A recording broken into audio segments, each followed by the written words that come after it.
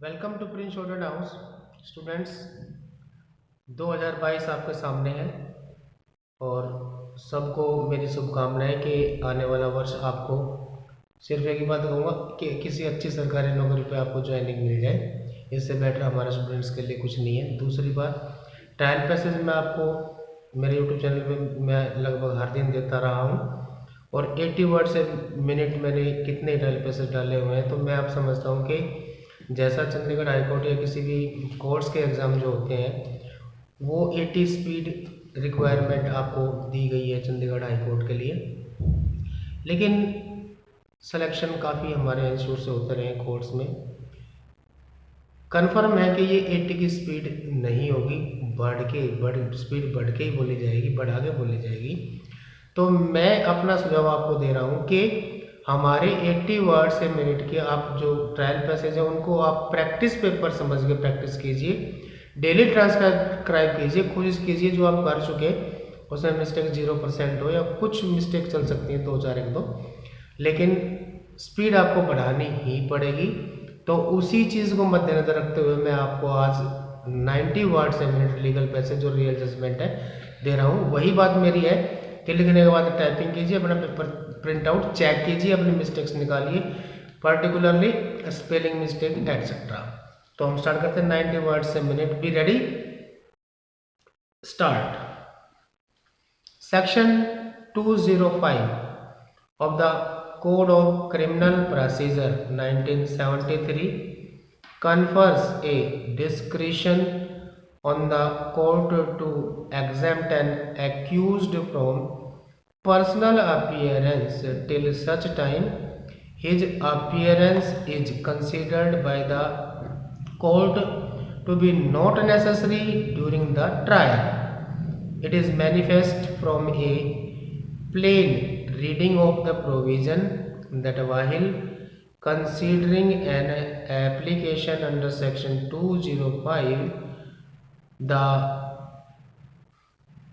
code, the magistrate has to bear in mind the nature of the case as also the conduct of the person summoned.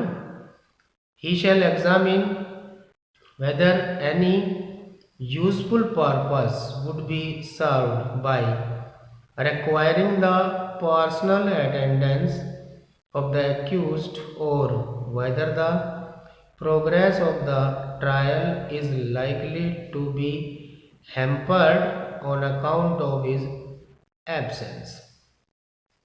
Therefore, the satisfaction whether or not an accused deserves to be exempted from personal attendance has to be of the magistrate, who is the master of the court in so far as the progress of the trial is concerned and none else. The guidelines laid down by this court in Bhaskar Industries Limited are concurred with, and while reaffirming the same, this court would add that the order of the magistrate should be such which does not result in unnecessary harassment to the accused and at the same time does not cause any prejudice to the complainant. The court must ensure that the exemption from personal appearance granted to an accused is not abused to delay the trial.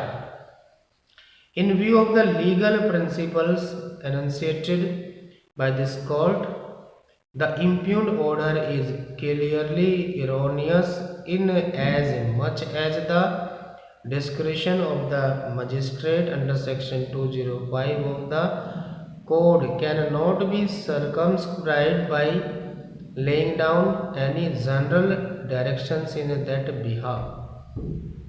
Similarly, while it is true that the power of superintendence conferred on the High Court under Article 2 to 7 of the Constitution of India is both administrative and judicial, but such power is to be exercised sparingly and only in appropriate cases in order to keep the subordinate courts within the bounds of their authority.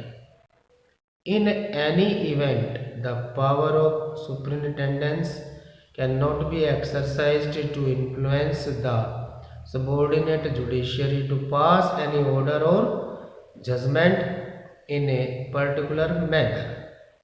As regards direction in the order of the single judge of the High Court to accept and consider the written statement made by the accused, it is again not in accordance with the language of S313 of the code nor with the dictum laid down by this court in Basavaraj R. Patil's case.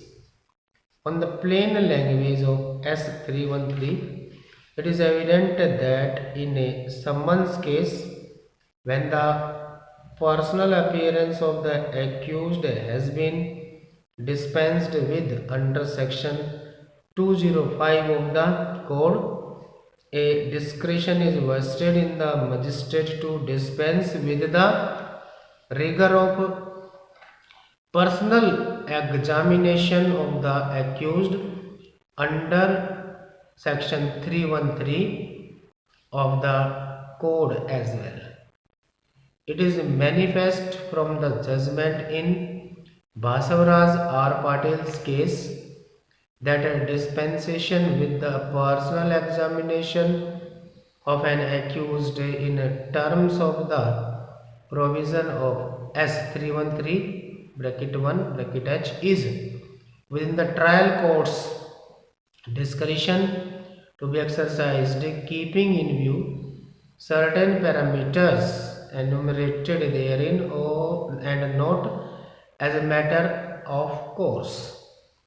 It is true that in direction 7 in the impugned judgment, the single judge has clarified that the stipulation in the preceding paragraphs are not intended to fetter the discretion of the court to follow any different procedure if there be compelling need, but the requirement of recording specific reasons by the magistrate for deviating from the directions given in the order as stipulated in the same paragraph is by itself tantamount to putting fetters on the jurisdiction of the magistrate.